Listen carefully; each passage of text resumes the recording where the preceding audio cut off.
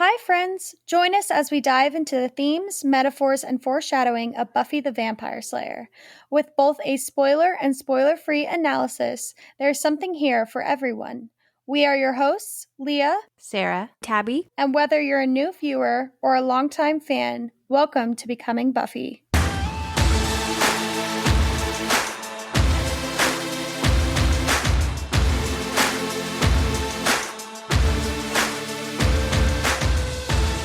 Hey guys, and welcome back to Becoming Buffy for our spoiler section of Bad Girls. This episode, oh my goodness. I know I talked about it in the spoiler-free section, but I'm just so excited for this section of the season because we have Faith in Wesley, we have Faith and Angel coming up, even, Buffy and Faith's relationship and dynamic. It just, everything gets so meaty right here, and it just makes for great talking. I think this episode's crazy because we see how good Buffy and Faith can be when they're together. Mm-hmm. And we also can see the chaos they wreak when they're, together, but not in a good way. But also this episode becomes so important because this is Faith's first kill. And we really see a change in her after this episode. I mean, she gets a bit more blood on her hands after this, but I really feel like this is what kind of tips her over the edge. Mm-hmm. Yeah, it's interesting to think that this moment in this episode it follows and haunts Faith for the rest of her time in the series. And it's what she's really wrestling with on Angel. I mean, obviously she tortures Wesley.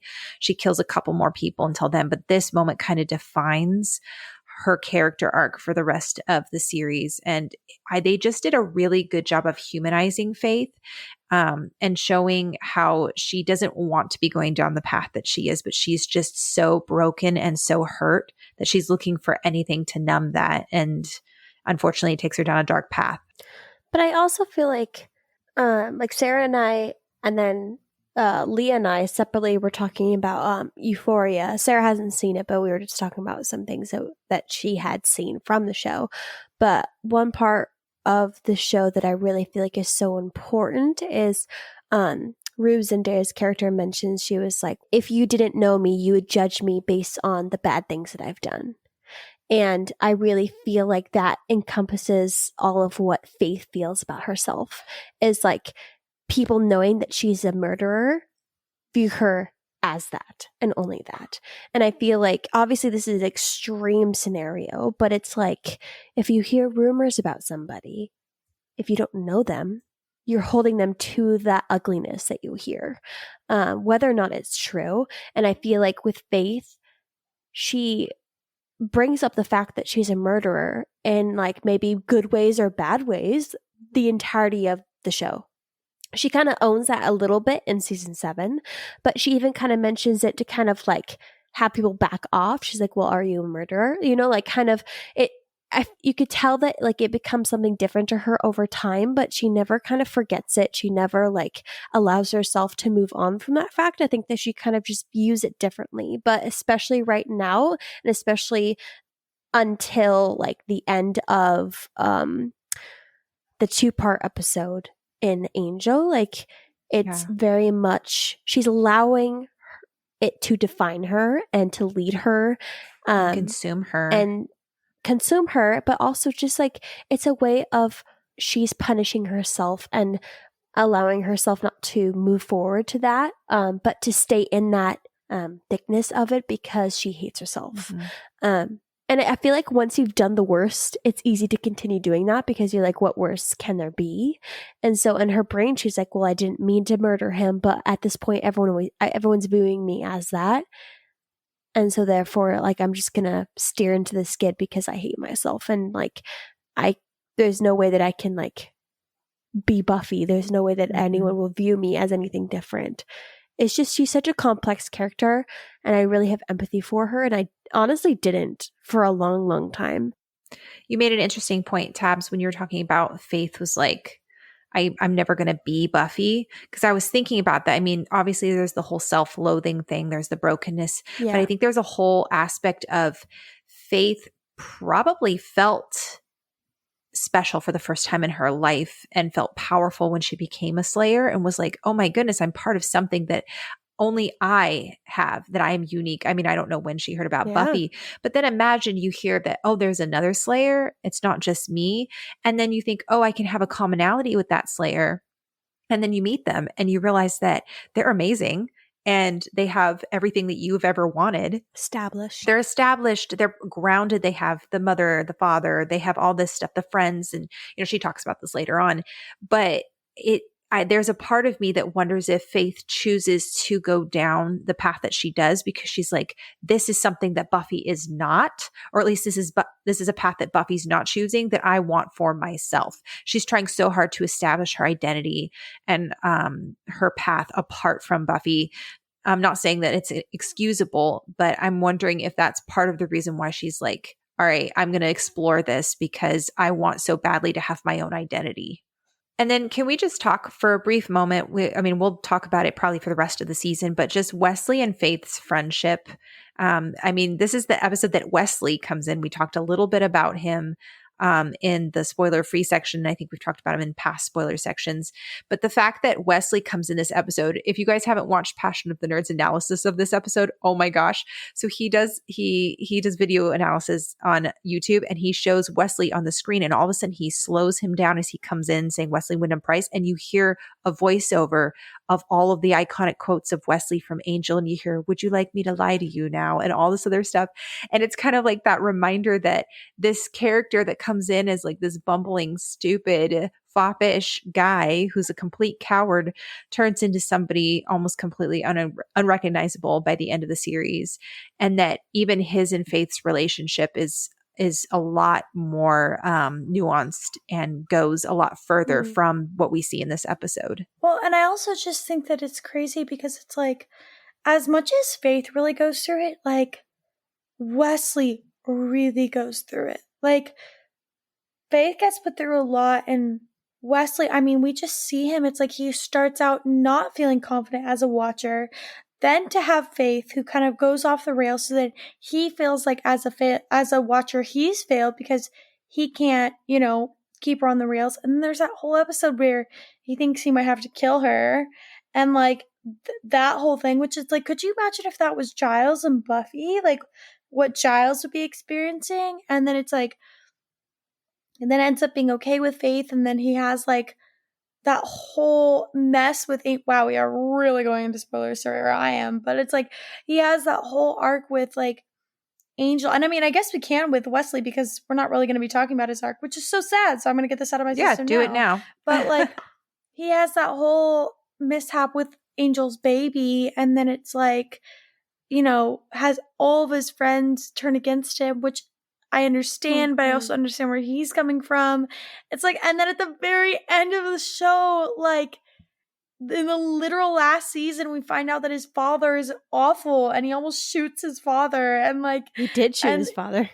It wasn't his father, but he thought it was his father. I know, but he did though. Yeah. In his mind, he shot his father. Yeah. And then the literal love of his life that he's been trying to get since the literal like first time he saw her dies. In his arms, like, excruciatingly. If there is anyone that I would like say has the most tragic story, it's probably either him or Buffy. Mm-hmm. Like, they really, like, honestly, like, I guess Angel too, because he loses his son, and Angel really goes through a lot as well, but like, Wesley for being more of a side character and not the main character really is just a phenomenal character to observe. I'd arguably say that Wesley has probably the most tragic storyline, because here's why. I'm not taking away from how tragic Buffy and Angel's storylines are, but the thing that Buffy and Angel always had, for the most part, was friendships. Was people beside them, was support. Wesley felt just to his core alone and felt burdened. And he felt like he had to be the one to think objectively all the time, and to his fault for sure. But when it came to like the whole Connor situation, like it's just one of those really well written storylines where I really get it from his perspective. I really do. But I also would be, I don't even know how I would respond to that or Angel. I don't know if I necessarily love the way you responded, but I understand his rage. I will say though, I sound like Leah when I say that. I will say. But I will say it kind of makes me upset, and or I don't believe the fact that at least Cordelia wouldn't reach out to him during that time. It literally makes no sense to me. Yes, it's not even I a part agree. where like I'm sitting there being like, oh, that's sad. Like it's just kind of like this make it like I don't believe this. Like it's just Cordelia would never, especially the Cordelia in Angel would never. Like she was so loyal, especially like it just makes me sad. Like watching season of one of Angel, like I just look at him like, I mean, as problematic as expected is, honestly, it's kind of a comfort episode from Angel because it's like they're just like a little family. I'm just like, there's no way. And like how the close they got in season 2 when Angel was like off doing his own thing, like all that to say, like Wesley, I think has the most tragic storyline for sure. And it's some of it is his own doing, but it's not that he was like being selfish. And what I mean by his own doing, meaning like he caused it, but I understand why. And I think that's what makes him the most tragic. I think that kind of goes with the themes of each show that they're on. I think if Buffy were on Angel, she would probably be more tragic and less hopeful. I think the way that Buffy ends the show, it gives hope. The way that Angel ends, it's more tragic. And I think that's why Wesley's character arc as a whole, I think if Angel had gone on for another season, like they were talking about bringing Fred back and stuff, I think that we would have seen, I think Wesley would not have died. I think there's a lot of things that would have changed and Wesley wouldn't have been quite as tragic as he was. But I think the way things ended, like it's pretty sad. Kind of bring it back to Faith and Wesley. It's really interesting to compare their arcs because I think that Wesley in season 3 of Buffy is kind of looking down on Faith for the choices that she makes. He's kind of like, oh, this is a rogue slayer.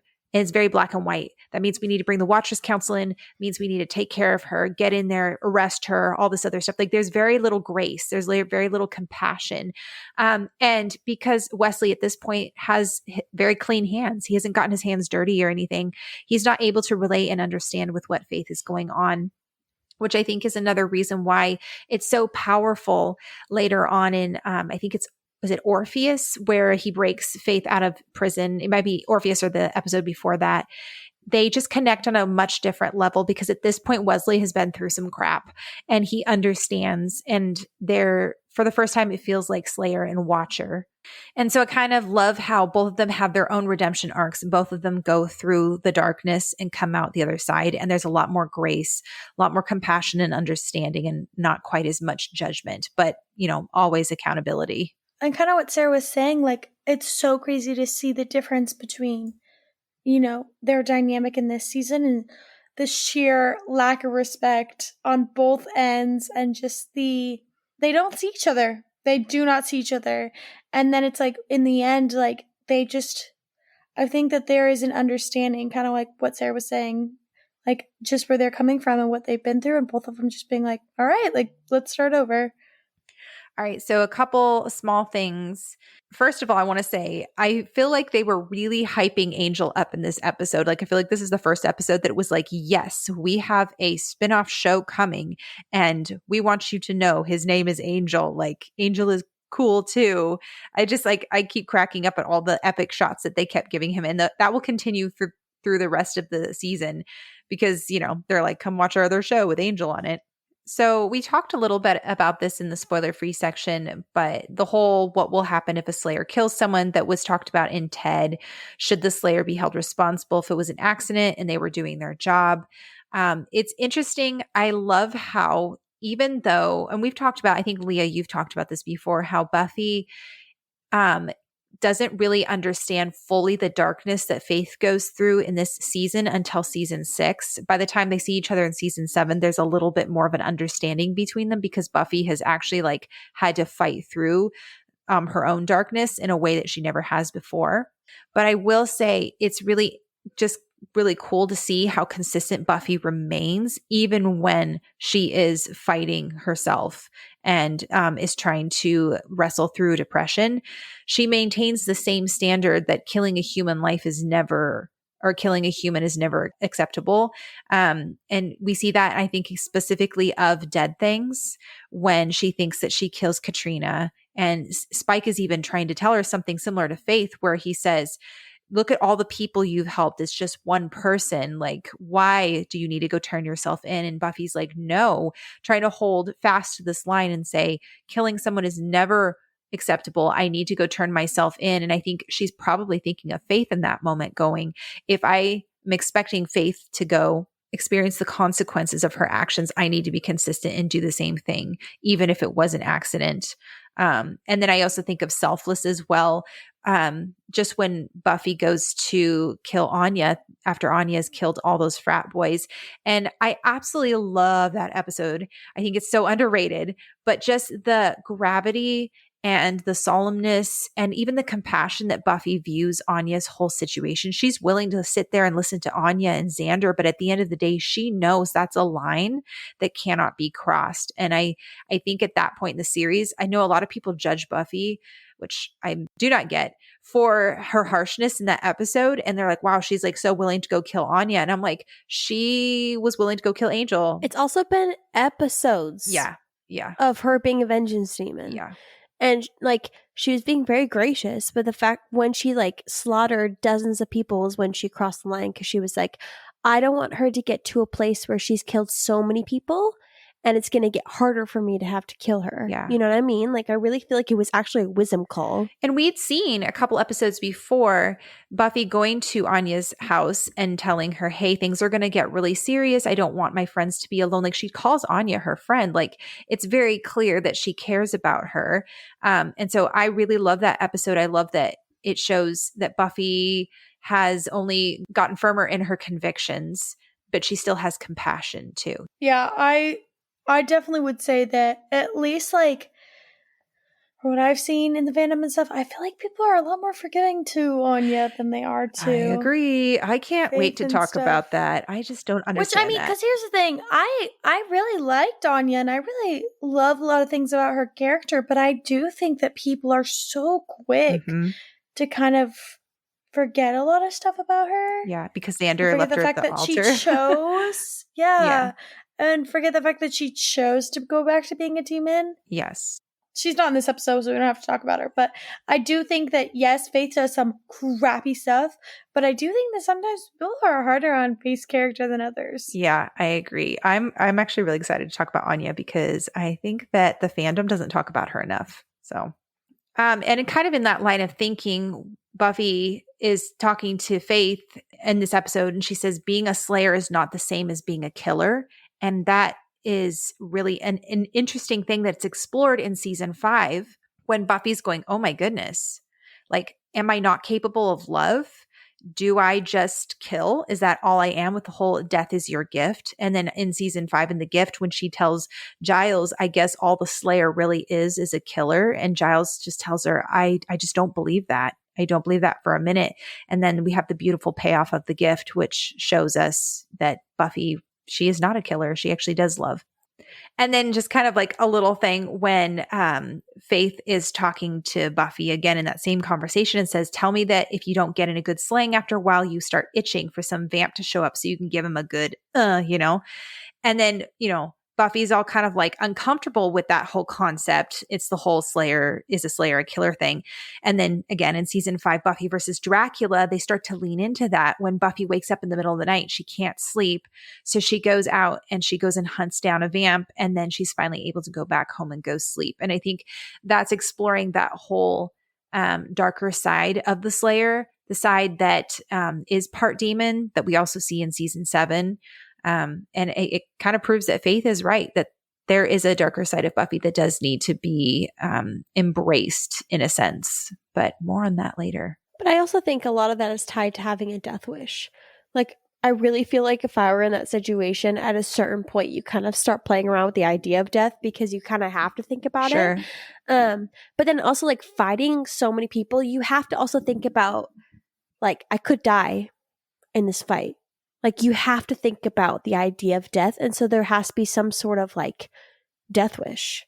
You know what I mean? Like, I really feel like that's partially why Buffy and other people are able to think clearly in situations because they're not necessarily afraid that much of death anymore. I don't think it's a death wish. I think it's like you're at least comfortable with the idea that you don't want to die, but you're aware maybe that's that a different word. You're at peace with the fact that you could die at any point. Yeah.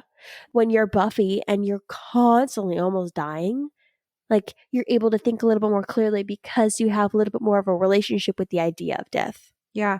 I think also there's a confidence there for Buffy. She knows she's good. She also is confident in her abilities. And by season 5, we see a very different Buffy, a Buffy that is embracing even the darker aspects of the Slayer.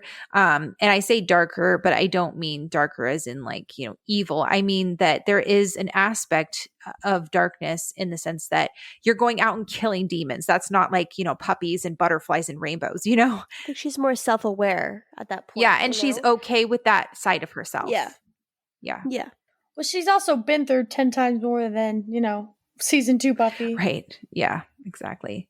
And then also, so we have that moment when Faith stabs Alan Finch and Buffy yells no. And there's the whole like, did Faith hear her? Could Faith have stopped? That whole thing.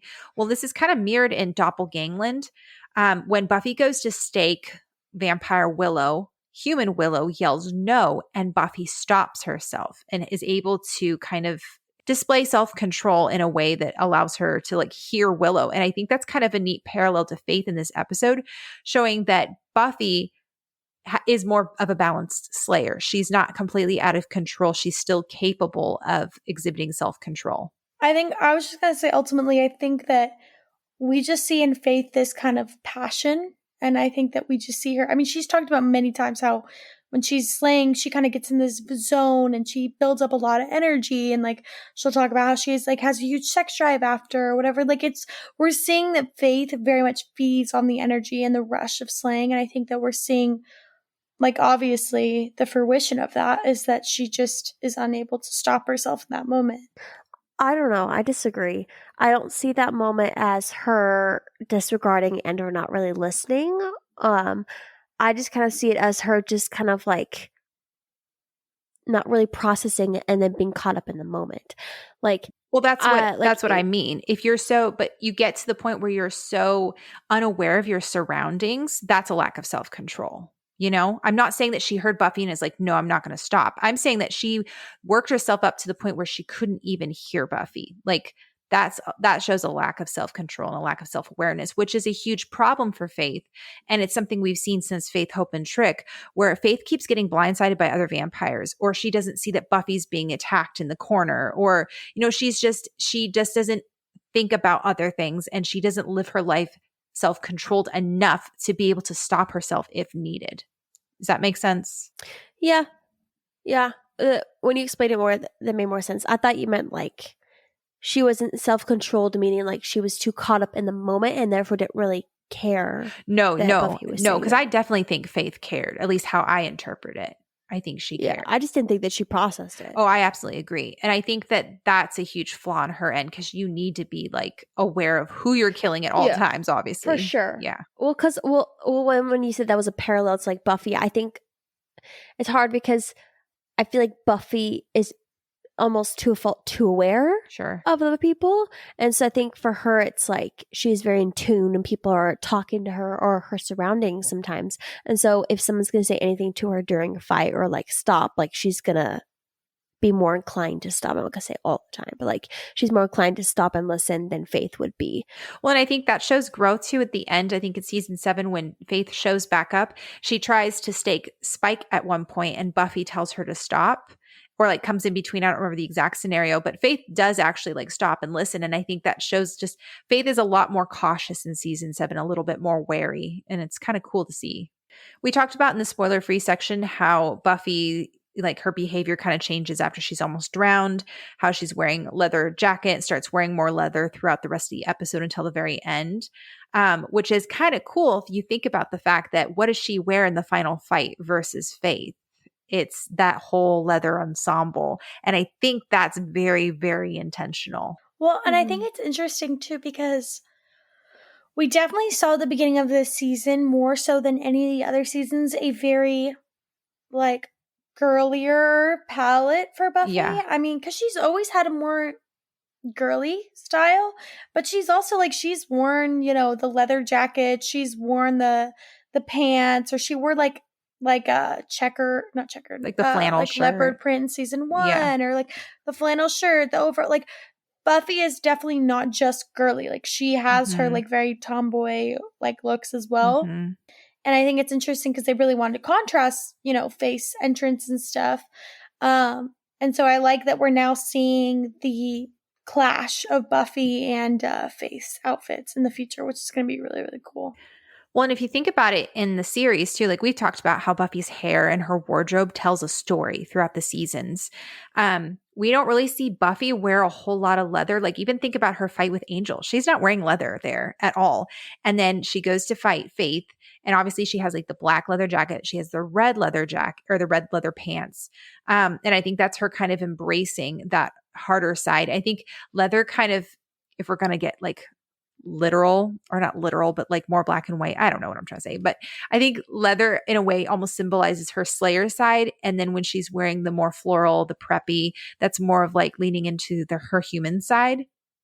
And so it's interesting to watch in season 4, she doesn't really wear a lot of leather. She wears a lot of like florals. And it's also the season she dates Riley, who's a human. She's trying to be normal. Yes. I've always viewed season 4 as kind of like, it feels very different. Yes. Buffy's trying to be focusing on her life. She's in college now. Like everything's a little bit more towards like her wanting a life and trying to striving towards that. She wears a lot of florals. She wears a lot more colors. Like she wears a little bit more pastel-y blues, or like baby blues, or like light pinks. Like and I also think she's kind of trying to prove to herself that she's okay too after the whole like darkness of season 3. And I feel like sometimes it feels like it's like she's overcompensating a little bit. It feels a little bit like Buffy, and I'm not saying that she isn't those things, but it feels like Buffy is kind of trying on a different style, a different type of life before season 5 happens. Yes. Leaning into that side of her, but she's rejecting the other side of her. And I'm not saying that that's not Buffy, like you're saying. Like they're definitely like, I'm like, this isn't not Buffy, but it's not fully Buffy. And that's how I kind of feel about season 4. Yeah. And I think that fits with the season like theme that they were trying to go for. I think it is a transition. It's kind of a growing up season. So it works for what it's trying to do, but it doesn't work well. But yeah, we'll talk about that. We'll save that for when we talk about season 4. But kind of what I was trying to say was her leather looks will appear more and more in season 5 onward. As season 5 progresses, like it just shows that she has embraced that side of herself. I think about even like in season 7, Buffy wears leather with denim and so you have like that softness of the denim, but then you still have the leather with it. And I think that it's supposed to show that at this point in her life, Buffy has embraced both sides of herself fully. The usage of leather in general is kind of interesting with characters because can you guys think of the only time that Willow wears leather? Yes, I can. I know I'm going to break your heart. Go ahead. Well, it's the one where Oz leaves. Oh, that's not the only episode she wears leather, but yeah. Well, no, I'm not talking about like Doppelgangland because that's not really. I'm not talking about like Doppelgangland either. I'm thinking about the episode. Well, what are you talking about? I Owe You Pain. Oh, that's not even what I was thinking about. I know. No, I was talking about she. Oh, it makes me so sad. When like her and Oz in the beginning are kind of like in this weird like tension thing in season 4. In the very beginning of the episode of when he's like gonna like have the whole character assassination moment. They have like that little morning. That episode. I think that's like the number one episode that I just don't want to talk about. I'm like, honest to God, okay with skipping that one and just being like, you guys can watch it, make your own opinions. Seriously, literally. I'm like, please don't put us through this. Right, I will watch the weird like sex house one. Seriously, well, because I think that actually has some meat to it. I think it's weird, yes, but it has some meat to it. It does.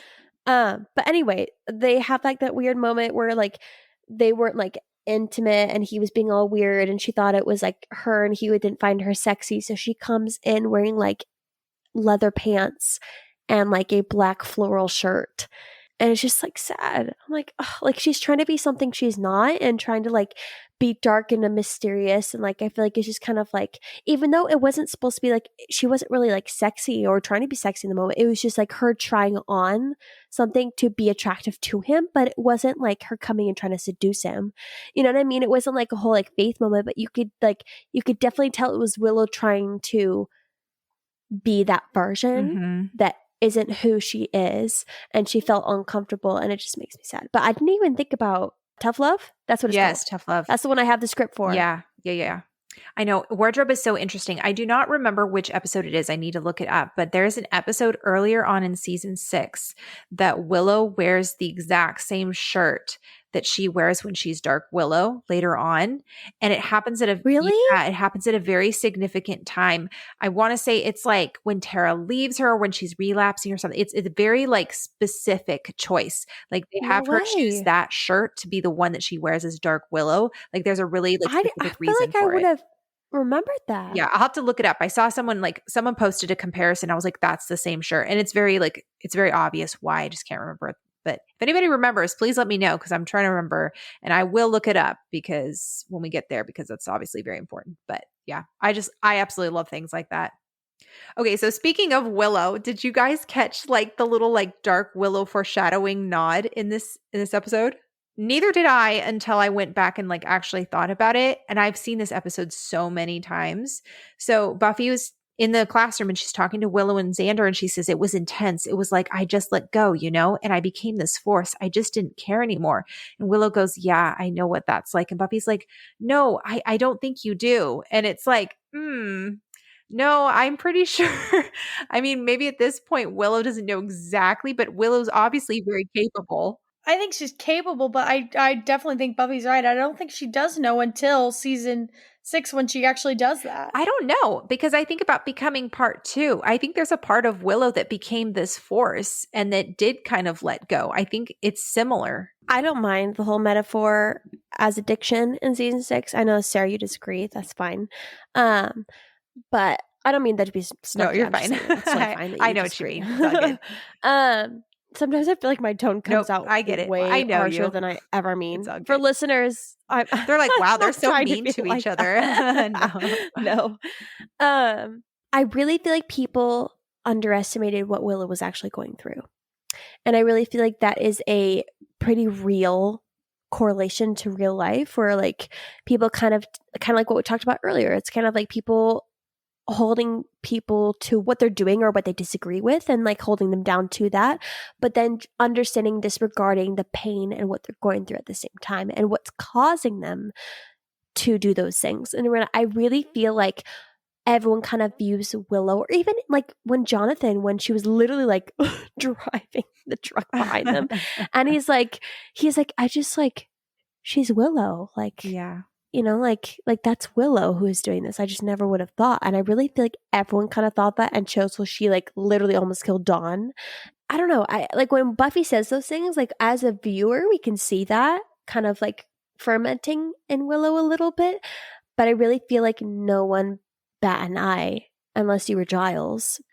And then just a couple other things. I mean, when they're having Buffy and Xander are having the conversation, she keeps mentioning Faith's name and Xander's eye twitches and he puts his hand over his eye. Like, I know at this point they weren't thinking about giving Xander an eye patch, but there are so many references throughout the show. No, it really is crazy. Like, it's like little stuff. Yeah.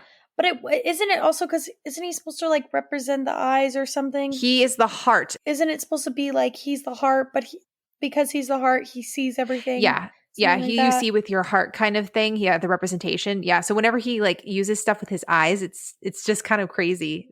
Okay, and then I wanted to talk about how it's just weird. I don't know exactly how I feel about this. I mean, I think I do know how I feel about this, but the show, both Buffy and Angel, every time they show a girl dancing in a seductive or sexy or whatever way, it's usually meant to show that the girl is going down the wrong track and that she's bad. Like I think about when she was bad. That she's losing it. Yes. Or that she's losing it. I think about this 5 by 5. episode. I think in Faith, Hope, and Trick, they're like, ooh, this is the unhinged, the dark slayer, whatever. And then do you guys remember Dirty Girls in season 7 when Faith takes them all to the bronze, or him? Yeah. It's kind of a stupid cliche. And it's kind of like sometimes people dance because they just want to dance, dude. And why is it always girls? But also, like, they go to the bronze literally like every single episode in the first 2 seasons, but for some reason, the only times they dance in the bronze is when they feel like killing someone. Well, they have moments where they're dancing. Like I know both Spike and Angel have like stalked Buffy when she's dancing in the bronze, but it's pretty funny because it's but that's the only times we see them being stalked or sexy dancing. Literally no other time. I don't think we've ever seen them just casually all of them dance. Well, there's that one time in, again, I think it's Dirty Things, when the whole balcony scene and they're looking down and everybody's dancing below and it's Spike and Buffy. I know, I'm sorry, we have to bring that up. Well, let's breeze right past. But they're not dancing. Yeah, but everybody else is. It's the whole. They're definitely not dancing. It's a different kind of dance. Not the way that they were doing it. Another parallel to like the first time that Spike ever saw Buffy, he was stalking her while she was dancing in the spotlight in the bronze. And that whole like metaphor of now she's in the shadows with him as he's still being predatory towards her. I mean, whole tangent. Okay, I will shelve that for later. We will talk about it. But I do want to say though, like, why don't they ever show Wesley dancing when he's like going off the rails? Could you imagine Wesley like? It's because he's a man and it's a sexist thing. Goes into what's Lauren's karaoke bar or whatever, and he's like over there like doing dirty dancing because he's like they're trying to portray that he's going off the rails. Like that would be really funny. Yeah, all I think about is Angel and his like silly goofy dance in season 1 of Angel. So the last thing is, I know we talked about in the spoiler-free section how this is the episode that Faith was supposed to commit suicide. She was supposed to actually hang herself, and Buffy was supposed to find her because she was so upset about killing Alan Finch. And I think it's really interesting that they kind of reuse or use that storyline in season 7, and they have the first evil coming to Chloe, one of the potential slayers. And she hangs herself because she feels like there's no hope and there's no way of them getting out of there. And I think it's interesting how I'm sure the writers were like, oh, hey, let's use that concept we were going to do there and use that in season 7. And I think that like it is an interesting concept to kind of think about in the sense that like these slayers, these potentials have this weight and this responsibility, these like literal children. And they specifically chose a potential who seemed younger. I mean, they all are young, but like they didn't choose like Kennedy or something. They chose Chloe, who talked about how she absolutely loved Tigger. He was her favorite Winnie the Pooh character. And like they chose a very youthful girl to show the weight and the pressure that is put on these girls. And I think that that's supposed to be yet another little tie in with Faith, because I think we forget that Faith is so young because she has this persona and this bravado that she puts on that you're like, oh, she seems much older than what she is. And so I think that I know season 7 again gets a bad rap, and we'll talk about that scene when we get to it, but it's a good reminder that these are girls, that they're young, and that it's so unfair the amount of responsibility that's being placed on their shoulders. I mean, yeah, that's what makes me want to cry. Because it also makes sense, and it's also like, you know what? There's already so much that teenage girls have to deal with. It's like, and then, you know, obviously in the supernatural sense what they have to deal with in this show, it's like there's absolutely no way that there hasn't been other, you know, slayers that haven't killed themselves. Yep. Yeah. All right, well, that is spoilers for Bad Girls. And oh my gosh, it's just going to get better from here. I absolutely cannot wait. As always, guys, you can find us on TikTok, on Tumblr, on Instagram at Becoming Buffy Podcast. You can email us at becomingbuffypodcast@gmail.com. We want to hear your guys' thoughts. What are your thoughts on Wesley's arc? What are your thoughts on Faith's arc, their friendship?